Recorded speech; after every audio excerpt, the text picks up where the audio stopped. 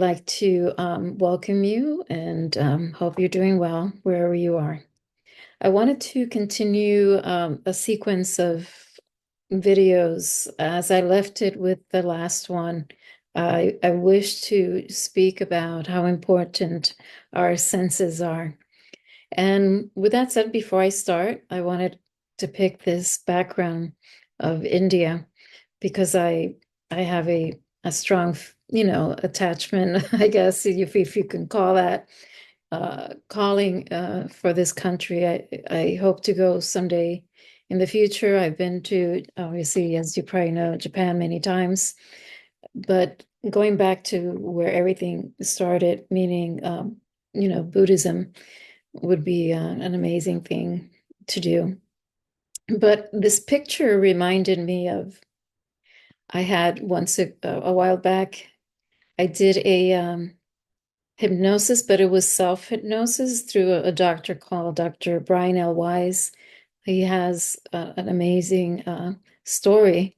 He's actually I think it's a psychiatrist, and he's treated his patients with hypnosis. And through his practice, he eventually became to understand that the patients were actually under hypnosis going back into their past lives and addressing the cause of where their trauma was coming from. But he didn't know that that was happening until obviously he went further and started to put these pieces together. But with that said, I did one of his and I have to look for it because I really want to start doing it again. He has a CD where an audio where you can go into, he talks and he gets you into this quote unquote hypnotic state in which you can go back into your past life. But what I wanted to, the reason why I'm saying this is because when I first did it, I had to, my experience was that one of them was that I went back I saw myself in India, and I had a sari, which is a beautiful, typical, I guess, attire that they use. And it seemed like it was a long time ago because I can see myself in a very humble, I think it was my home. I was female. I had dark skin, dark hair. I was barefoot. And I was, I guess, cleaning or cooking. But then I found myself going with a crowd, like if we were marching um, with a group of people. But my feeling was at that time that we were about to listen to a sage or guru, but most likely there was a lot of people. So my senses tell me it was probably the Buddha at that time. So that's, I guess, why I have this longing for and this fascination for India. But with that said, going back to my topic, which is about the six senses. Before I start, I wanted to read to you briefly from the Jomyo Sutra, which is a teaching, a Buddhist teaching that was left by Shakyamuni, one of many. There were hundreds, and they say there were actually thousands of teachings that he left. But this is a very, very small excerpt of it. And it says here that it further states that if the mind of the people are impure, their land is also impure. But if their minds are pure, so is their land. There are not two lands, pure or impure, in themselves. The difference lies solely in the good or evil of our minds. So with that said, one thing, as we continue this journey, one thing that I would love to emphasize, and hopefully if it resonates with you, is to how do we focus on paving our way, to continue to pave our way through this journey. And the focus that I'm, humbly, giving here, my perspective obviously is through our senses. And within the practice of Buddhism, we talk about the six senses and how it's important for us to polish these, to cleanse them. So, because we're constantly, in this back and forth, and I like to use analogies, like a tennis match, it's like these, you're speaking to someone, you're tossing out, obviously, your perspective, your ideas, and then, the other person or people are, you know, tossing it back to you. And so there's this back and forth. And it's so crucial that, when they say, to be on the same page, literally it's so important because we can lose a lot of the actual meaning and intention of what the person is trying to relate. So with this back and forth, it all depends on how our belief systems, what we learned, our education, our cultural. There's a lot of factors that are involved in order to understand and to communicate, with others. And if we don't have these put in place properly, hence, miscommunication on a level, individual, small level with one-on-one, community-wise, family-wise, and then worldwide. So you can see where I'm heading with this. But having a responsibility of what comes in and what you put out is very important in order for us to have a better foundation and a better outcome in life. So again, this is my personal perspective through my life experience, through my Japanese Buddhist practice, and incorporating as well a physical practice in yoga, which is still ongoing. So in order for me to have changed the situation, and I'm going to go, obviously this happened, it started a long time ago, about 27 years, when I had this, I guess, one of a few dark night of the soul where I just had this, shock of reality that what I was basically putting out was not obviously giving me what I quote unquote needed. And therefore my environment was not in sync. So, or not healthy, let's put it that way. So what I was putting out, my environment obviously was showing me what I had within me. So there's this synergy, that goes in with what you are, who you understand you are, what you believe in, and how this affects, your environment. And if you want, there's a saying in Buddhism that if you really want to understand your present moment, look at your past causes. And if you want to know your future, understand your present actions at this moment. So it all lines up, perfectly. And it gives you the sense that, at the end of the day, you are the one that's, orchestrating and creating your life. So as you have an unsteady inner world, then most likely your outer world is going to reflect and join together. So how do we then take care of this and change? So in my case, like I said, I had to make a very drastic change. And here I am, like many of you heard already. I was born in a Catholic Hispanic family, and that wasn't working. So I had to make a harsh, very drastic decision, like I said, in order for me to receive and to see a different outcome, a different environment. And so in my case, I decided to go into the practice of Japanese Buddhism, which is the teaching of the law of cause and effect. It's called the Lotus Sutra.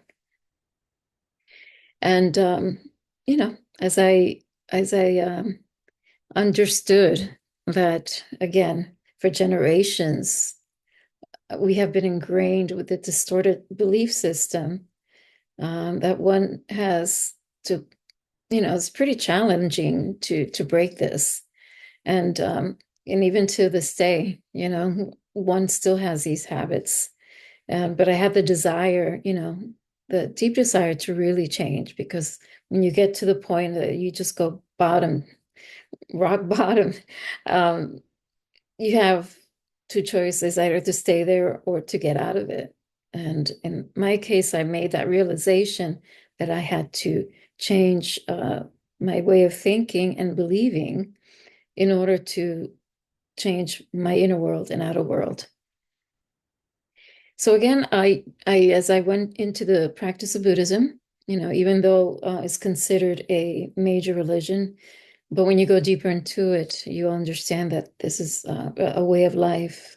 When it comes to Buddhism, it's a philosophy. It's not only practicing, but it's studying, and at the same time you teach others.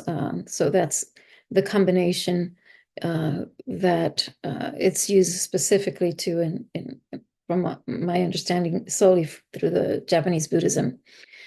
And the focal point on Japanese Buddhism is for us to polish our senses.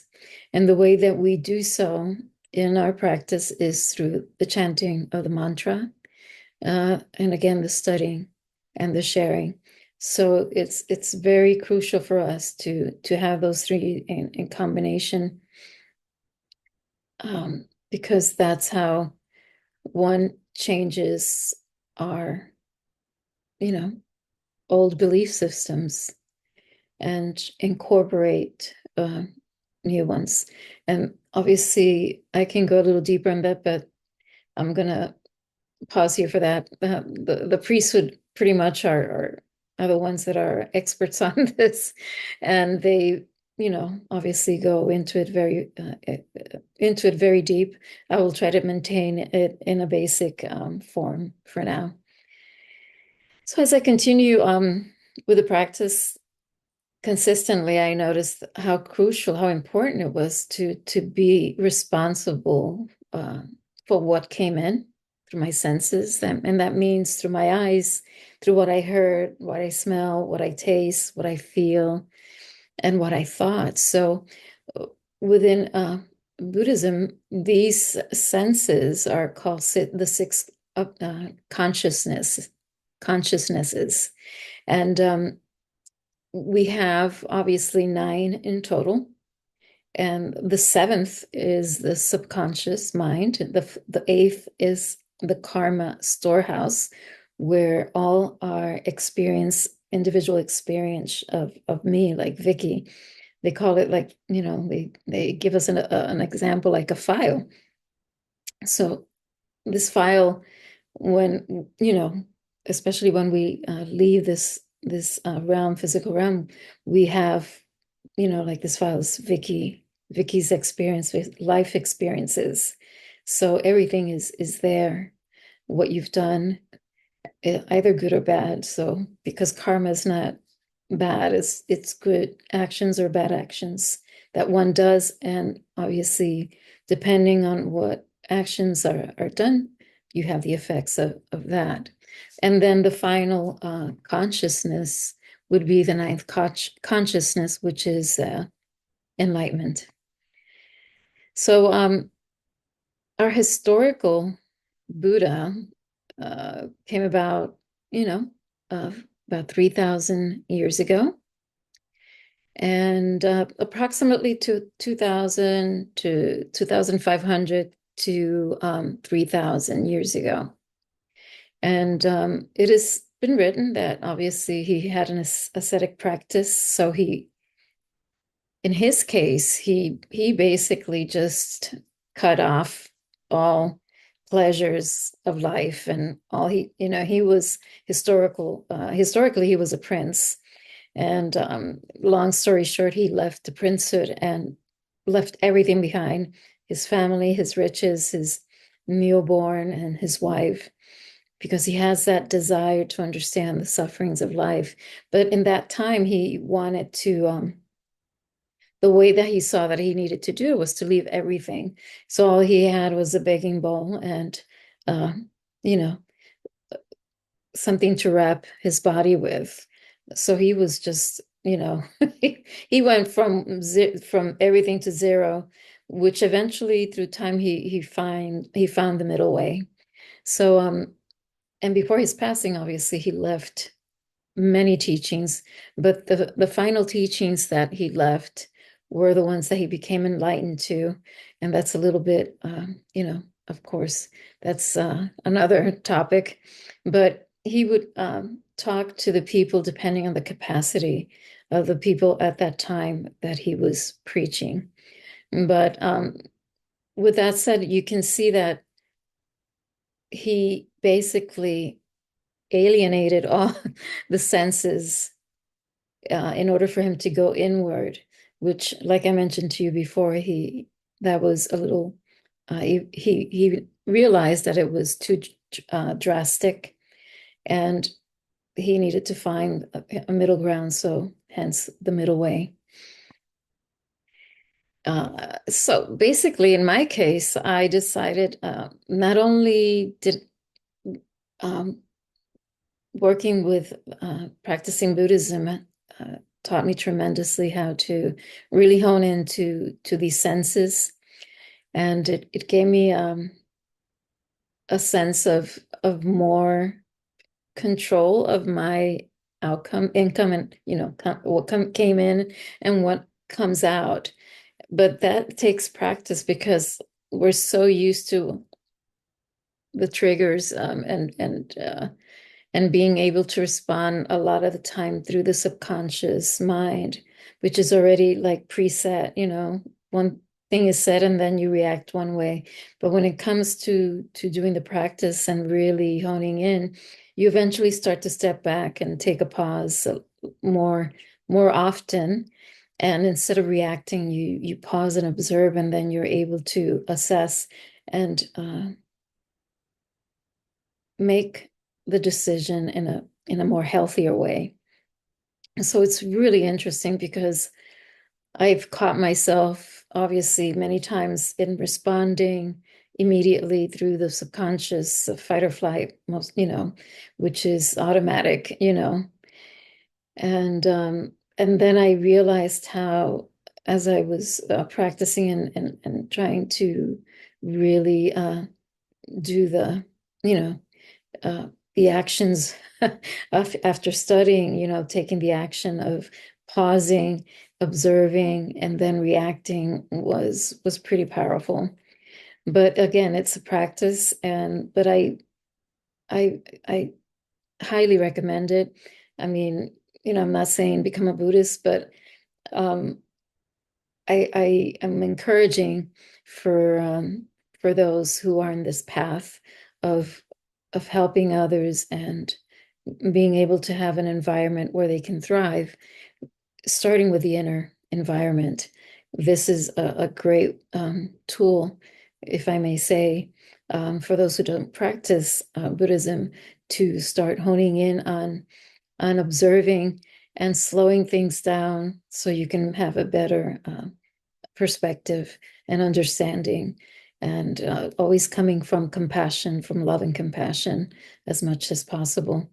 But when it came to yoga, I decided to do yoga because I wanted it, a physical practice. And this is my, personal journey. I wanted a physical practice, but I wanted to make sure that I maintain my spiritual practice with Buddhism, because with yoga, you can, you know, uh, go on the spiritual path as well.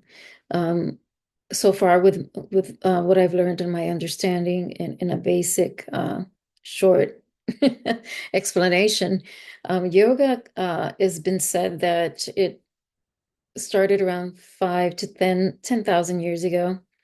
And the word yoga, what it means is to unite, to yoke. It's, in Buddhism and yoga and Hindu, it's all about uniting body and mind together, body, mind, and spirit. Obviously, the heart is within all that.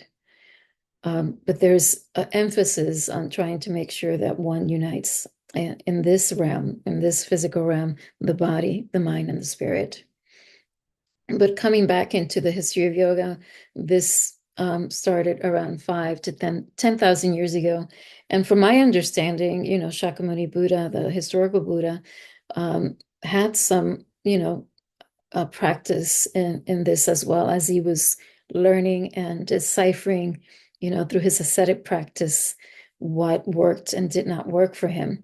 Obviously, he came to the conclusion that Buddhism was his, final destination, and he left many teachings. And at the end, he emphasized, I'm not going to get into the details, but he emphasized on a particular one in order for us to become enlightened.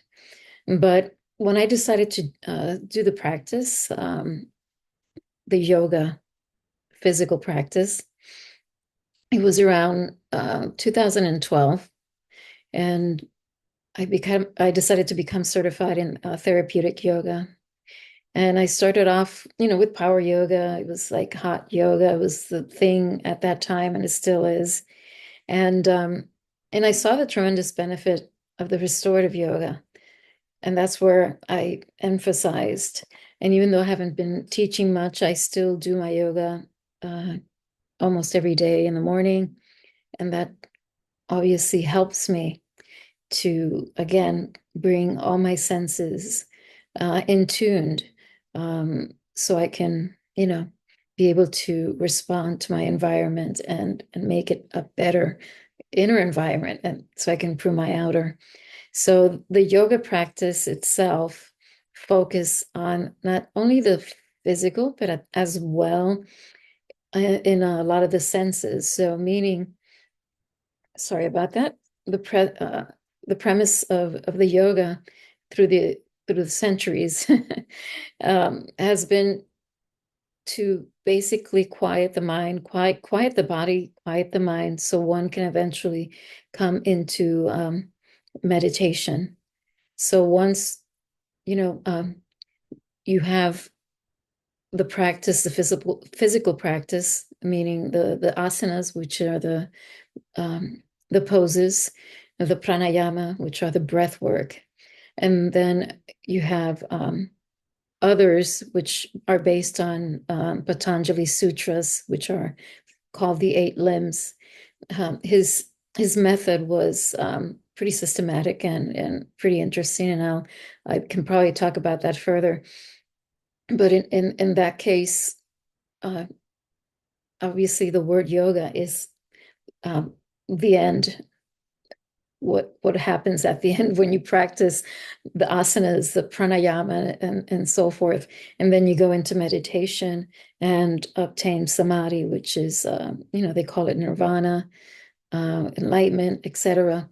So it's pretty interesting because they're kind of both go somewhat hand in hand at certain points. Obviously, yoga started earlier on, and then we see Buddhism coming in afterwards. But you have, like within Buddhism, some of the importance of, again, they do even, yoga, they do mantras as well, so that it's, if you do the spiritual part of it, they do incorporate mantras. But obviously in the practice of Buddhism, there's one specific mantra in my case, and that is incorporated to as one of the main practices, besides studying and sharing, in order to become enlightened. But I know it's a lot. I can keep going. It's something that I really, really enjoy. And there's so many other things that I can talk about within this. What I'll do is I would like to section this in different in all the senses. So, for example, I can talk about the sense of hearing, and how important it is about the sounds that we hear, how the frequency and the tone and what is said is important for us um, to do, the right action, and so forth, and what we see, what we put our attention to, and what we look at, what we eat, what we consume. Um, I mean, it's so um, in debt, very, very deep. So, but I will try to keep it obviously very down to earth and hopefully shorten it. But hopefully I think the next one I'll talk about sound, because that's super cool, especially about music and mantras and frequencies. So I hope you enjoyed it. I'm hopefully getting better at this, and who knows? Hopefully I hope any of this will help you out. So I give you sending you my love, my respect, and have a wonderful morning, day, evening, wherever you are. Take care, my friends, and I send you my love. Bye bye.